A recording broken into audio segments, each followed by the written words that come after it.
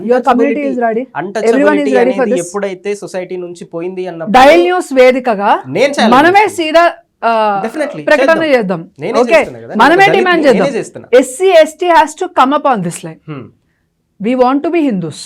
మేము హిందువులుగా బతకడానికి ఇష్టపడుతున్నాం కానీ ఓసీ బీసీ ఎస్సీ ఎస్టీలుగా బతకడానికి ఇష్టపడట్లేదు. ఇది కేవలం మా ధర్మంలో ఉన్న వాళ్ళని విడదీయడానికి మాత్రమే పనికొస్తుంది కాస్ట్ సిస్టమ్ తప్ప మమ్మల్ని కలిసి ఉండేలాగా చేయట్లేదు. మా ధర్మ రక్షణకి హాని జరుగుతోంది కాబట్టి మేము ఈ కాస్ట్ సిస్టమ్ని రిజర్వేషన్ సిస్టమ్ని కంప్లీట్గా తీసేయమని కేంద్రానికి విజ్ఞప్తి చేస్తున్నాము అని communities have to come up in large number. Are everyone ready? ఇప్పుడు డైల్ న్యూస్ ఛానల్లో స్క్రోల్ చేస్తారు కదండి, కింద కామెంట్ సెక్షన్ ఉంటుంది కదా. Let everyone comment. OC should accept SC ST BC equally. SC ST should leave the reservation. వాళ్ళు reservation వదిలేసుకొని మేము హిందువులుగా మాత్రమే ఉంటాం. నేను ఏ కాస్ట్ సంబంధం లేదు, నేను హిందూ మాత్రమే, నాకు కాస్ట్లతో సంబంధం లేదు అని ఉండే సిస్టమ్ ని మనం తీసుకొని రాగలిగితే, ఎప్పుడైతే సొసైటీ నుంచి అన్టచబిలిటీ పోద్దో, పరువు హత్యలు అనేవి. నమస్తే అండి, మళ్ళీ నమస్తే. There is no untouchability which is there in ధర్మ.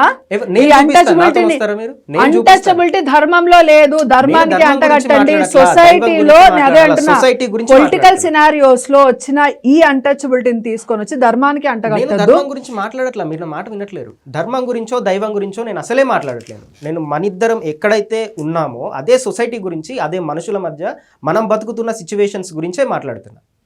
ఇదే సొసైటీలో దీన్ని ధర్మానికి దైవానికి మళ్ళీ అటు తీసుకెళ్ళకండి మీరు. ఇదే సొసైటీలో ఇదే మనుషుల మధ్య ఎప్పుడైతే అంటరానితనం అనేది ఉండదో, ఎప్పుడైతే పరువు హత్యలు అనేవి ఉండవో, ఆడ మగ చిన్న పెద్ద అనే తేడాలు ఉండవో, ఇట్లాంటివి లేనప్పుడు కాస్ట్ రిజర్వేషన్ సిస్టమ్ తీసేద్దామని మనిద్దరమే ముందు కూర్చున్నారు. రెడీనా మీరు? I'm ready.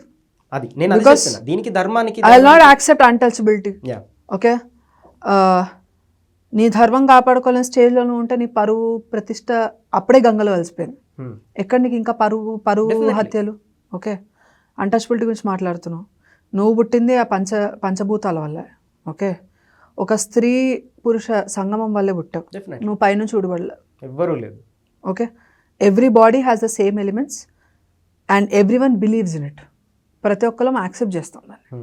ఓకే, ఇప్పుడు మీరు ఏ కాస్ట్కి సంబంధించిన వాళ్ళైనా, నేను ఏ కాస్ట్కి సంబంధించిన వాళ్ళైనా, నా బాడీ ఆ పంచభూతాలతోనే చేయబడింది, మీ బాడీ అయినా ఆ పంచభూతాలతోనే చేయబడింది. ఇది మన ధర్మం ఖచ్చితంగా యాక్సెప్ట్ చేసింది. ఓకే, మనం నేచర్లో నుండే వచ్చినాం, నేచర్లోనే కలుస్తాం. నేచర్కి లేని వివక్ష నీకు అవసరం లేదు, ఎందుకంటే నేచర్ వల్ల నువ్వు బతుకుతున్నావు. ఈరోజు నేచర్లో గాలి లేకపోతే నువ్వు బతకలేవు. భూమి నీకు తిండి ఇవ్వకపోతే నువ్వు బతకలేవు. నీ శరీరం దాంతోనే తయారైంది. ఓకే, నీరు లేకపోతే నువ్వు బతకలేవు, ఆకాశం లేకపోతే నువ్వు బతకలేవు, అగ్ని లేకపోతే నువ్వు బతకలేవు. పంచభూతాలు లేని మన బతికేలేదు, ఎవరి బతుకులేదు. ఓకే, కొత్త ఫిలాసఫీస్ తీసుకొచ్చింది ఇన్వేడర్స్. ఇలాంటి సినారియోస్ని క్రియేట్ చేసింది కూడా వాళ్ళే. బ్రిటిషర్ల కాలం కావచ్చు, అంతకు ముందున్న కాలాలు కావచ్చు, అందరూ తయారు చేసిన సిస్టమ్ని మనలో మనం ఇన్వాల్వ్ చేసుకొని మనం దాన్ని ఇంకా యాక్సెప్ట్ చేయడం ఎంతవరకు కరెక్ట్. అలాంటి వాళ్ళు చేస్తున్నారంటే వాళ్ళని ఖండించాల్సిన అవసరం చాలా ఉంది, చాలా స్ట్రాంగ్గా ఖండించాలి. ఓకే, ఇది అప్పర్ కాస్ట్ విషయం అయితే ఎస్సీ ఎస్టీ వాళ్ళు they should be ready to give up the reservation.